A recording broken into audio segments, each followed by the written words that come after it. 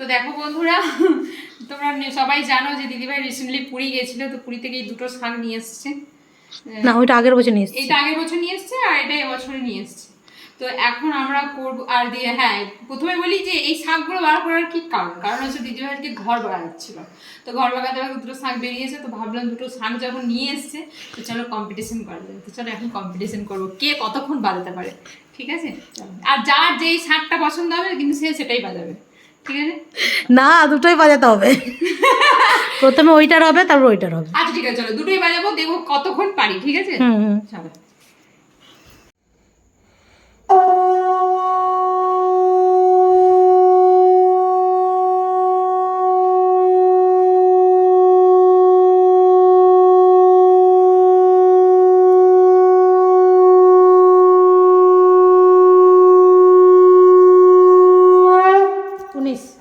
আগের ওই শাকটা তুই বাজালি, ওইটাতে হলো 19 সেকেন্ড, আর এবারে ওইটা বাজাবি, ওইটাতে দেখি কত হয়। আচ্ছা ঠিক আছে, চলো করো স্টার্ট।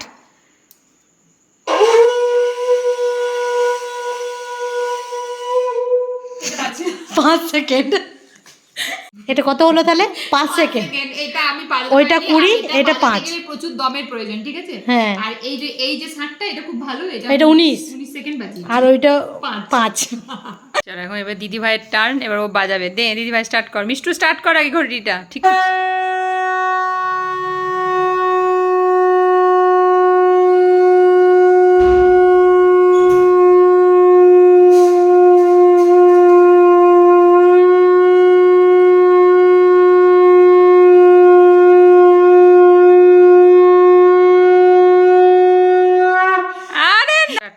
মিষ্টু স্টার্ট কর ঘড়িটা।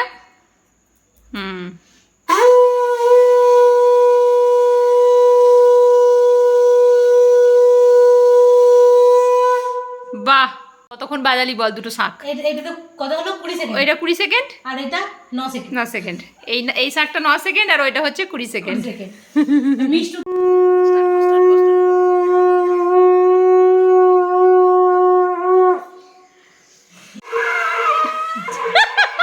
এটা হয়নি। মিষ্টু ওই শাকটা বাজিয়েছে কত সেকেন্ড যেন? 7। এই শাকটা বাজিয়েছে 7 সেকেন্ড, আর এটা পারেনি। এই শাকটা সত্যি অনেকটা দমের প্রয়োজন। আর আমাদের আজকে উইনার দিদি ভাই, ও হচ্ছে দুটোতেই ফার্স্ট হয়ে গেছে।